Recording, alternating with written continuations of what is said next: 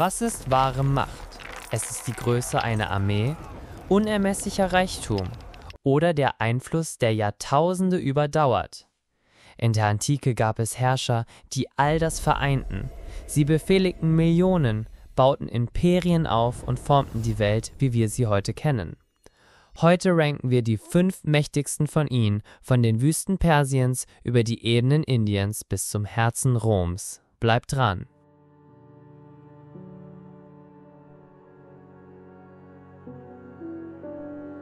Was, wenn der brutalste Eroberer eines ganzen Kontinents plötzlich zum Pazifisten wird? Genau das ist die Geschichte unseres Platzes 5. Ashoka der Große, Herrscher über das indische Maurya-Reich. Zu Beginn seiner Herrschaft im 3. Jahrhundert vor Christus war er als Ashoka der Schreckliche bekannt. Er führte rücksichtslose Kriege, um sein Imperium zu vergrößern, bis es fast den gesamten indischen Subkontinent umfasste. Der Wendepunkt war die Eroberung des Königreichs Kalinga. Die Schlacht war so verheerend, mit über 100.000 Toten, dass Ashoka von Reue überwältigt wurde. Er konvertierte zum Buddhismus und ersetzte die militärische Eroberung durch eine Eroberung durch Rechtschaffenheit.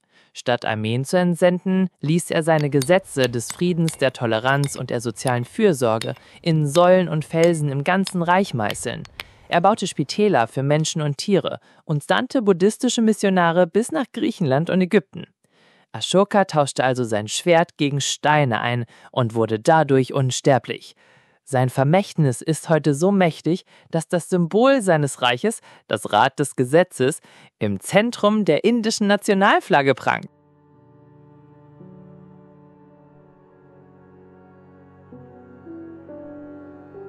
Wie erobert man die Welt, ohne sie in Schutt und Asche zu legen? Unser Platz 4 hat die Antwort darauf gefunden. Kyros der Große, der Begründer des Persischen Reiches. Mitte des 6. Jahrhunderts vor Christus war Kyros nur ein kleiner Vasallenkönig. Doch in nur wenigen Jahrzehnten unterwarf er die größten Mächte seiner Zeit. Die Meder, die sagenhaft reichen Lyder und schließlich das uneinnehmbar scheinende Babylon. Seine wahre Macht war aber nicht sein Militär, sondern seine Methode. Anders als seine Vorgänger, die auf Terror setzten, praktizierte Kyros eine revolutionäre Politik der Toleranz. Er erlaubte unterworfenen Völkern, ihre Götter weiter zu verehren und ihre Kultur zu leben. Sein berühmtester Akt? Er befreite die Juden aus der babylonischen Gefangenschaft und half sogar, den Tempel in Jerusalem wieder aufzubauen. Kyros' Macht war so groß, dass er nicht nur Ländereien, sondern auch die Herzen seiner Feinde eroberte.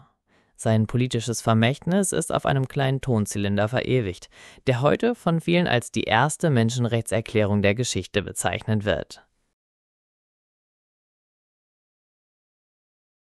Stellt euch einen Herrscher vor, dessen Macht so absolut ist, dass er befiehlt, die gesamte Geschichte vor ihm einfach auszulöschen. Willkommen im Reich von Platz 3, Qin Shi Huang, dem ersten Kaiser von China. Im 3. Jahrhundert vor Christus beendete er mit brutaler Gewalt die Zeit der streitenden Reiche und schmiedete aus 7 verfeindeten Staaten eine einzige Nation. Seine Macht war total. Er standardisierte alles: die Schrift, die Währung, Gewichte und sogar die Achsenbreite von Karren, um sein Reich effizient zu kontrollieren. Doch dieser Fortschritt hatte einen furchtbaren Preis.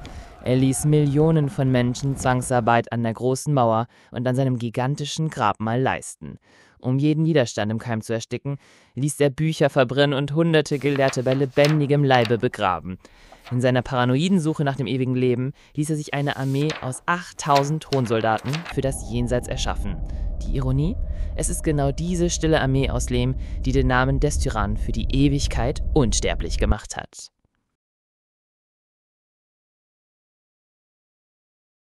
Was passiert, wenn der klügste Schüler der Welt eine unaufhaltsame Kriegsmaschine erbt?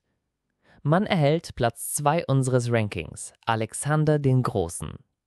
Als Schüler des Philosophen Aristoteles und Anführer der makedonischen Phalanx war Alexander eine einzigartige Kombination aus Intellekt und militärischer Macht. Im Alter von nur 20 Jahren begann er seinen Feldzug gegen das riesige Perserreich.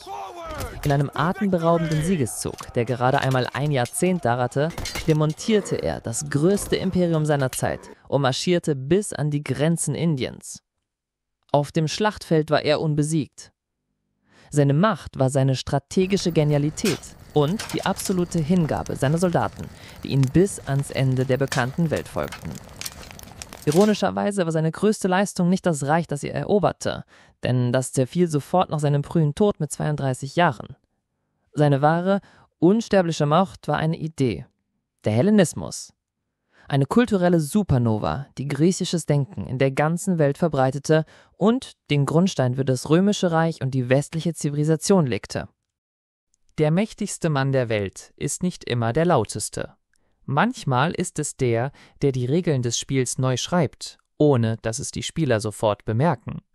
Hier ist unsere unangefochtene Nummer 1, Augustus, der erste Kaiser von Rom. Als Adoptivsohn von Julius Caesar erbte er einen Namen und eine Republik, die in einem Jahrhundert voller Bürgerkriege zerbrach. Doch wo andere auf rohe Gewalt setzten, nutzte Augustus politisches Genie. Er erklärte die Republik für wiederhergestellt, während er in Wahrheit alle entscheidenden Machtpositionen auf sich vereinte: den Oberbefehl über die Armee, die Kontrolle der Staatskasse und die politische Autorität. Als Princeps, also erster Bürger, herrschte er über ein Viertel der Weltbevölkerung und beendete die Kriege. Er leitete die Pax Romana ein, 2 Jahrhunderte des Friedens und des Wohlstands, in denen Rom zu unvorstellbarer Größe aufstieg. Andere Herrscher auf dieser Liste bauten riesige Reiche. Augustus baute eine Weltordnung. Das System, das er schuf, war so unglaublich stabil, dass das Römische Reich in der einen oder anderen Form noch fast 1500 Jahre nach ihm weiter existierte. 5 Herrscher, 5 verschiedene Arten von Macht, von militärischer Gewalt über moralische Autorität bis hin zu politischem Genie. Aber was meint ihr? Wen haben wir vergessen? Welcher Herrscher hätte es eurer Meinung nach in die Top 5 schaffen sollen? Schreibt es uns in die Kommentare. Wenn euch dieses mit KI erstellte Fenster in die Vergangenheit gefallen hat, dann lasst ein Like da und abonniert KI mit Stil für mehr Videos über Geschichte und Katastrophen. Bis zum nächsten Mal!